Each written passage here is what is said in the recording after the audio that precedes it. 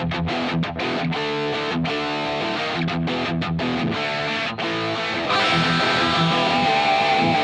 it's Monty. I'm back.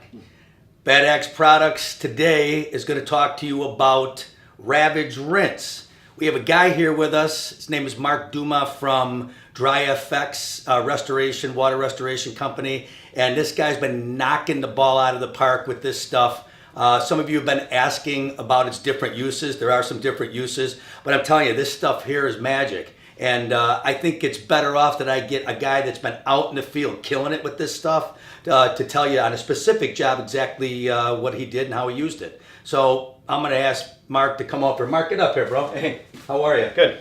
Good. You know what? Just real plain and simple, can you just, on that job that we're going to see in the video, can you tell us, you know, what the situation was? I understand that there was crap and feces and all that kind of stuff. So if you could let us know how dirty the job was and then how this performed, I'd appreciate it. Yeah, sure. That job was a City of Chicago job. It had sewer water backed up with sump pump water. So everything mixed into a semi-finished, unfinished basement. So we had a lot of residue on drywall. We had a lot of residue on stairs, concrete, stuff like that. So what we did is we followed protocol, got rid of the damaged materials that couldn't be saved. Then we jumped right into a cleaning protocol with the Ravage Rinse. And I'll tell you what, when we start it and we finish it, the difference is just absolutely, just notable. So you know what, I'm going to tell you right now, the people, the guys and girls out there that are on the job site, right away they want to know, how difficult is it to use, what the pH levels, is it harmful, all the standard questions. If you can answer to that and then just get through all that and just tell us, the end result is, does the stuff work or doesn't it? Right. Ease and does it work? Yes, yes and yes. Ease.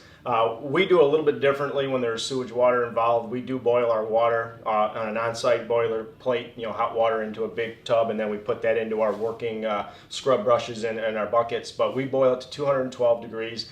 And then after that, we pour the product in according to the manufacturer's, listings here, and we follow that to a T because it does work that way. Too much is not enough, and too little is not enough. So you got to just kind of balance out. So we boil our water, put it into our working buckets, agitate it real well to get a nice foam base to it. By agitating it, what do you do? Look, you son of a bitch, you better work. Yeah, we do that. Sometimes you kick it, whatever it takes. But we use either a drill paddle, a paddle bit on a drill, a stick, whatever you can to just create foam. You can even take the deck brush and jump it in. Good. So to know it's ready, when you know it's ready, it's foamed up. Yeah. And then we just, if it's a big enough basement, we'll just pour it out onto a working surface because you still want to work in an area that you can scrub and clean and do all your work without, going over back and what apparatus do you use? We use a regular, whatever Home Depot, Menards sells a deck brush. It's a heavier, bristled nylon brush with a stick, a handle. Removal easy? Yeah,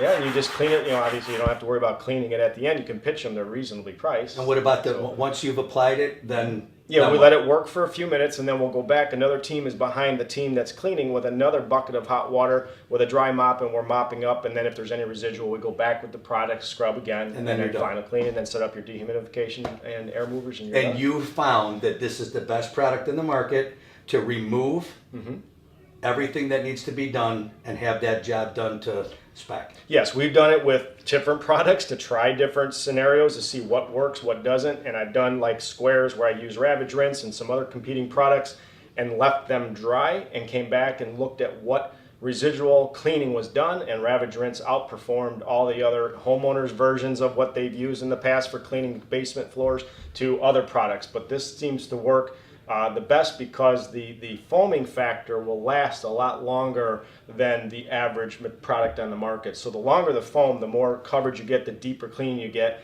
the less time you're there spending on scrubbing. And I'm going to insert right here that just Ravage Rinse, just like its older brother MMR, is that type of product that you get it works 98.9% of the times, and that's what you're shooting for, right? Yes, and then the final thing is when a customer comes down and they smelled poop water, if you will, in their basement, 2-3 hours later come down and smell this product, two things happen. One, they visually feel better, and two, they can physically see that there's a change. So therefore, there's a lot of a relief, if you will, that the product works good enough to say, ma'am, it's ready to come out and take a look, and they're thrilled. So And if this happens to get on a fabric or anything else, it's perfectly fine. We've had it accidentally get onto finished, product baseboards, hardwood floors, although you don't want to get hardwood floors wet, but in a case it happens. But tile, no problem. Actually, a little bit of the grout got cleaned by mistake because it was soiled so heavily that the product actually agitated the grout. So, well, Mark, thank you very much. As you can see, Mark is from DryFX.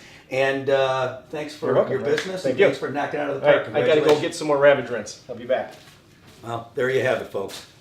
So if you think you're badass enough and you want to get to 21st century products, you need to get to www.badaxproducts.com.